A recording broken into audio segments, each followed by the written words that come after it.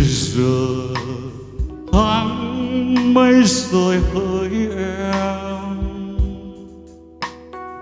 lênh đênh ngàn mây trôi êm đềm. Chiều nay nếu em đừng hờn dỗi, trách nhau một lời thôi, tâm hồn mình đâu lẽ đôi. Bây giờ tháng mây rồi hỡi em, anh đi tìm màu hoa em cài.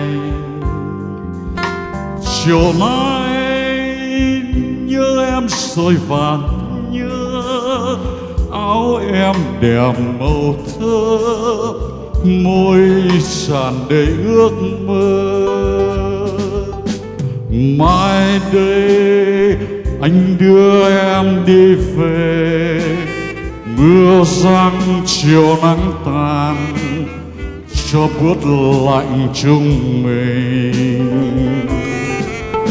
Em ơi thôi đừng hờn anh nữa, nhìn nhau buồn vơi vơi để mùa đông buông xa bờ vai mềm. Bây giờ tháng mây rồi hỡi em, anh đi tìm mùa xuân trên đời. Mùa đông chết đi rồi mùa xuân, mắt em đèm trời sao cho mình thương nhớ nhau.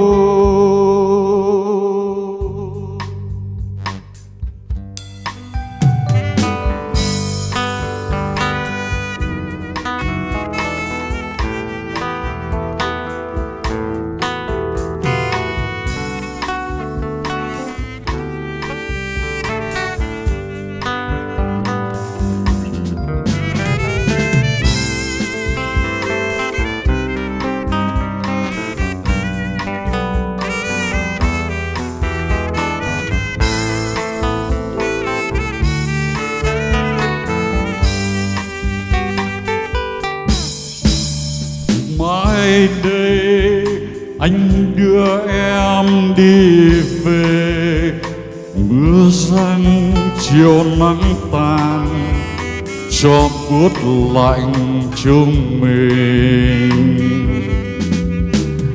Em ơi thôi đừng hờn anh nữa, nhìn nhau buồn vơi vơi để mùa đông buốt xa bờ vai mềm.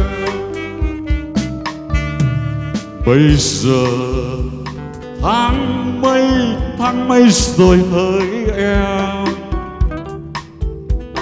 anh đi tìm mùa xuân trên đời. Mùa đông chết đi rồi mùa xuân, mắt em đèm trời sao cho mình thương nhớ nhau.